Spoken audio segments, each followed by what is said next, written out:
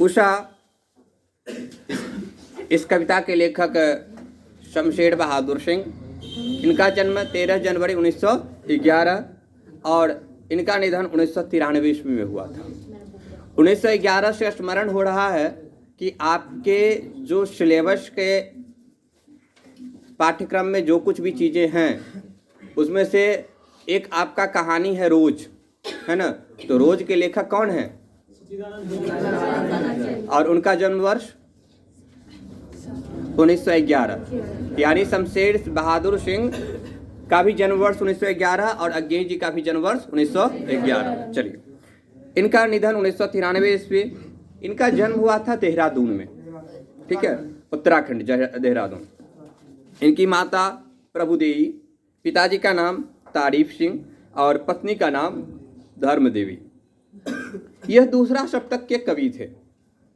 आपको अज्ञेय का परिचय देते वक्त मैंने बताया था कि अज्ञेय ने सप्तक की शुरुआत की थी। तार सप्तक, दूसरा सप्तक, तीसरा सप्तक और चौथा सप्तक। सप्तक क्या था? तो 7 कवियों की मंडली बना करके लेखन हुआ था। तो एक सप्तक में 7 कवि थे और एक सप्तक के कवि दूसरे किसी भी सप्तक में रिपीट नहीं हुए थे, यानी चारों सप्तक में अलग अलग कवि। तो यह जो थे शमशेर बहादुर सिंह, ये दूसरे सप्तक के कवि थे।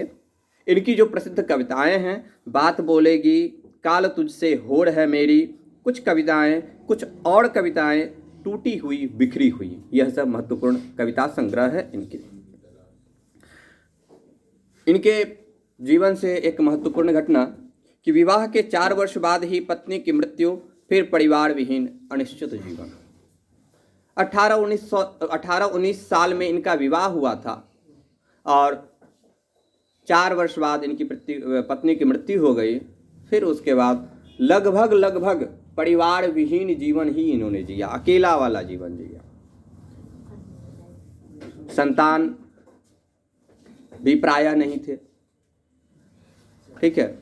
तो और एक समय के बाद माता पिता का भी साथ छूट जाता है। तो जो जीवन उन्होंने जिया है, शमशेर बहादुर सिंह ने अकेला का जीवन जिया है, परिवार विहीन जीवन जिया है। आइए, इनकी कविता आज हम लोग पढ़ेंगे, उषा। उषा क्या है, कोई बताएंगे? उषा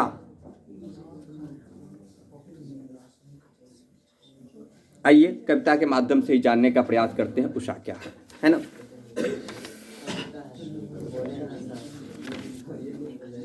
प्रात नभ था बहुत नीला शंख जैसे।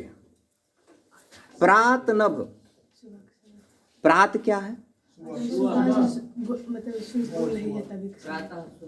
सुबह। प्रातः होता है सुबह, यह तो प्रात है, ये इनका जवाब। यहाँ जो शब्द है प्रात नभ था बहुत नीला शंख जैसे, तो यह प्रात क्या है? प्रात नभ था बहुत नीला शंख जैसे भोर का नभ। प्रात से पहले चर्चा कर लेते हैं भोर की। भोर क्या है? सुबह। अपने मैथिली में भोर कहते हैं। देखिए, एक होता है संध्या और एक होता है रात, और एक होता है गोधूली बेरा। एक होता है गोधूली, एक होता है संध्या और एक होता है रात। गोधूली क्या होता है?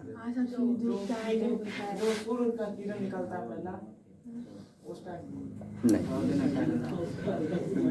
गोधूली बेला नाम पड़ा है जब कृष्ण गैया चरा के लौटते थे और उस समय गायों के धूल उड़ने से जो सूर्य अस्त जब होने वाला रहता था तब का जो समय हो जाता था उसको गोधूली बेला कहते हैं, ठीक है। तो गोधूली कौन सा समय है? जब सूर्य अस्त होने को है, सूर्य की लालिमा जो है सो धीरे धीरे अब विलीन हो रही है, वो गोधूली बेला। जब सूर्य डूब जाता था उसके बाद संध्या होता था, और जब संध्या बीतती थी फिर रात शुरू होता था। अब आइए भोर। रात खत्म हो रहा है, अब सुबह होने की तैयारी है। जब गोधूली बेरा आ रहा है तब संध्या होने की तैयारी है और संध्या के बाद रात आएगा, है ना। यहाँ पे अब रात बीत रही है, अब सुबह होने की तैयारी है, तो जहां से तैयारी शुरू होगी, ठीक है, जिसको आप कहते हो ब्रह्म मुहूर्त, 4 बजे का समय, 4:30 बजे का समय, गर्मी के दिनों में 3:30 बजे का समय, वह ब्रह्म मुहूर्त, उसको कहते हैं भोर। भोर के समय में पड़ाती गाई जाती थी, आपने बाल गोविंद भगत वाले से चैप्टर में पढ़ा है, अब वो खत्म हो गया। भोर, प्रात नभ था बहुत नीला, शंख जैसे भोर का नभ। भोर का जो नभ था, भोर आप समझ रहे हो, भोर का जो नभ था, नभ मतलब आकाश। भोर का जो नभ था वह बहुत नीला था। कैसे? शंख जैसा। शंख कैसा होता है? लेकिन यहां तो दिया हुआ नीला। प्रात नभ था बहुत नीला। प्रात का जो नभ था वो कैसा था? नीला था, शंख जैसे। शंख जैसे, शंख जैसे का मतलब क्या है? शंख पवित्रता का प्रतीक है। शंख पवित्रता का प्रतीक है। तो प्रात का जो नभ था वो बहुत नीला था और पवित्र था। क्या था? पवित्र था। प्रात का जो नभ था बहुत नीला था और शंख की जैसे पूरा आकाश पवित्र था। एकदम देख रहे हैं आकाश को तो मन शांत है, वातावरण शांत है, और उस पवित्रता को देख करके हम में पवित्रता का बोध होता है, मन प्रसन्न हो जाता है। प्रात नभ था बहुत नीला, शंख जैसे भोर का नभ। भोर का जो नभ होता है वह बहुत ही पवित्र होता है और नीला नीला आकाश दिख रहा है। आकाश नीला क्यों दिखता है? यह आपके विज्ञान का विषय है ना, कि प्रात नीला कब दिखता है और लाल क्यों दिखता है, तो मैं अभी उसमें नहीं जाऊंगा। भोर का नभ नीला दिखता है और पवित्र, शंख जैसा पवित्र दिखता है। राख से लीपा हुआ चौका अभी गीला पड़ा है। आप लोगों में से ऐसे कौन कौन से व्यक्ति हैं जिनके घर में आज भी मिट्टी वाला चूल्हा है? चलिए, मिट्टी वाला चूल्हा है, गैस वाला भी चूल्हा है, लेकिन मिट्टी वाला चूल्हा पर खाना किसके किसके घर में आज भी बनता है? दोनों पर बनता है। दोनों पर बनता है। Very good. चलिए अब आ जाइए, मिट्टी वाला चूल्हा जिस घर में है उस घर में आज भी सवेरे सवेरे जाते हैं तो बरनी लगाते हैं, साफ हुआ, उसके बाद उसकी प्रक्रिया होती है कि घर को लीपा जाता है और लीपने के बाद फिर उसको सूखने के लिए छोड़ दिया जाता है। लीपने में हम चिकनी मिट्टी का प्रयोग करते हैं, लीपने में हम कभी कभी राख का भी प्रयोग करते हैं, कभी कभी, हमेशा नहीं, ठीक है। तो लीपने में चिकनी मिट्टी का भी प्रयोग होता है और राख का भी प्रयोग होता है। तो मानिए कि अभी अभी चूल्हा का घर जो है सो लिपाया है, लीपा गया है, अभी वह सूखा नहीं है। लीपने के बाद आराम से उसको सूखने के लिए छोड़ देते हैं, नहीं तो क्या होगा, जैसे प्रवेश कीजिएगा पूरा गीला गीला होगा, चिपचिपा हो जाएगा, रूम भी खराब हो जाएगा और आपका हाथ पैर भी। तो उसको सूखने के लिए छोड़ देते हैं। अब उस समय देखिए चूल्हा घर का वह चित्रण, राख से लीपा हुआ चौका। मान लीजिए कि आपने घर को लीपा है किससे? चौका मतलब क्या? चूल्हा घर, चूल्हा घर, ठीक है। तो चूल्हा घर, राख से उस चूल्हे घर को लीपा गया है। लो, लीपने के बाद और उसको अभी छोड़ दिया गया है सूखने के लिए, अभी गीला पड़ा है, सूखने के लिए लीप करके उसको छोड़ दिया गया है। तो उस समय जैसा चूल्हा घर की स्थिति होती है, अब आकाश को देखते हैं तो लग रहा है कि वही चूल्हा घर वाला आंगन है। आकाश को जब देखते हैं तो पहले जो नीला था वह अब धीरे धीरे थोड़ी सी कालिमा सी आ रही है उस पर, और ऐसा लगता है जब आकाश को एक टक देखते हैं तो लग रहा है कि जैसे हमारा चूल्हा घर लीपने के बाद जो हल्का हल्का सा गीला सा रहता है, आकाश का भी रंग वही हो रहा है, ठीक है। प्रात नभ था बहुत नीला, शंख जैसे भोर का नभ, राख से लीपा हुआ चौका अभी गीला पड़ा है। बहुत काली सिल जरा से लाल केसर की जैसे धुल गई हो। जब चूल्हा घर को लीपते हैं तो चूल्हा का जो मिट्टी, चूल्हा का जो भाग होता है अंदर का भाग, वह लकड़ियों के जलने से लाल हो जाता है। और जब लीपते हैं तो क्या होता है कि उसका जो कुछ मिट्टी, अगर घर चूल्हा को लीपते समय उसमें कुछ लग गया तो जहां जहां पे लगता है अपनी अपनी लालिमा पसार लेता है, हल्का हल्का जहां पे वह मिट्टी लगता है वह लाल हो जाता है। होता है कि नहीं होता है? तो आकाश में कहीं कहीं पर दिख रहा है कि थोड़ी थोड़ी लालिमा भी, हल्की सी लालिमा जो है सो उभर रही है। यानी वह गीला में जो राख का जो लेप है उसमें भी हल्का हल्का कहीं कहीं से लाल जो है सो नजर आ रहा है। जब तक गीला है तब तक हल्का हल्का लाल नजर आ जाएगा और सूखने के बाद लाल आपको नहीं दिखेगा, है ना।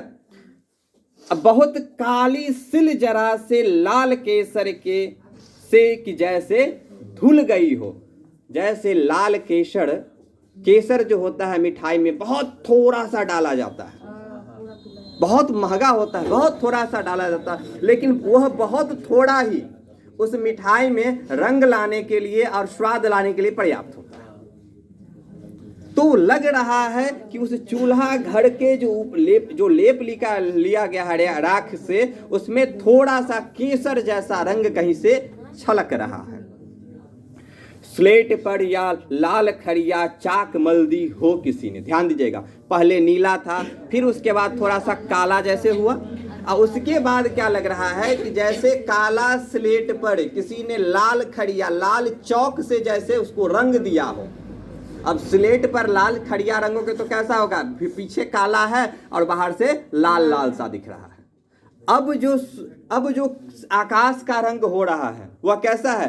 भीतर तो काला है लेकिन उस पर लग रहा है कि हल्का सा जो है सो कोई खड़िया जैसे, ऐसे लग रहा है देखने पड़े कि जैसे आकाश जो है सो स्लेट हो और उस पर हल्का सा कोई खड़िया मल दिया हो, चौक मल दिया हो।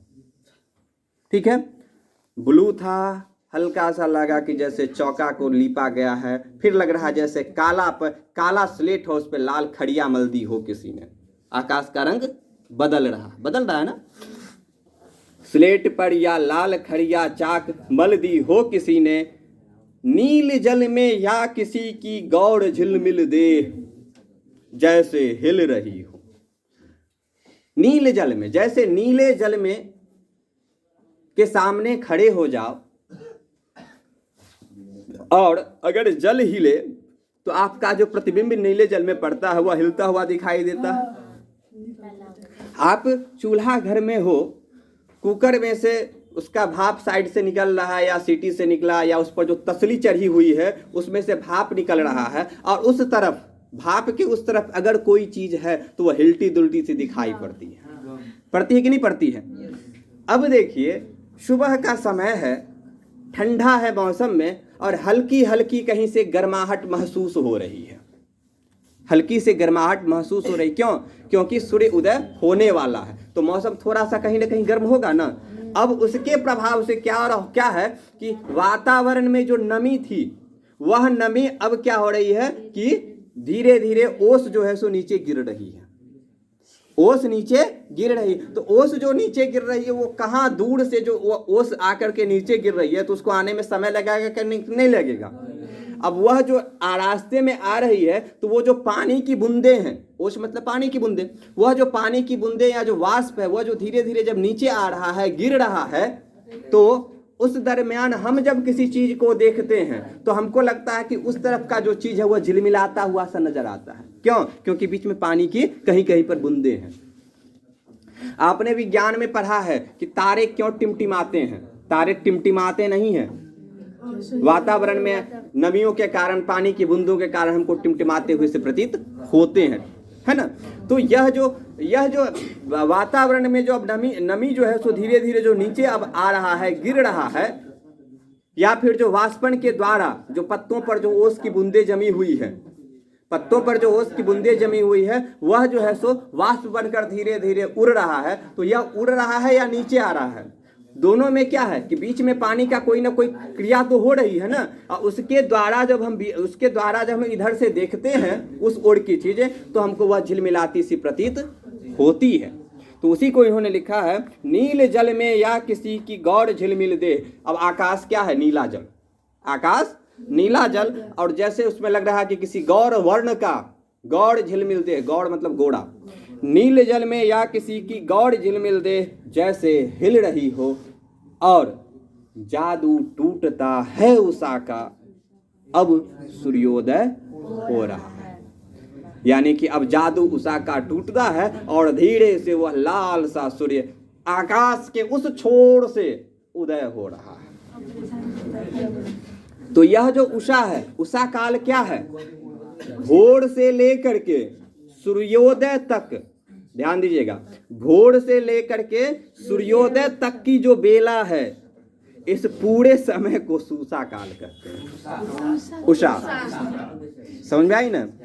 तो उषा न भोर है न सूर्योदय है, बल्कि भोर से लेकर के सूर्योदय तक का जो काल है उसको उषा काल कहते हैं। बात समझ में आई ना?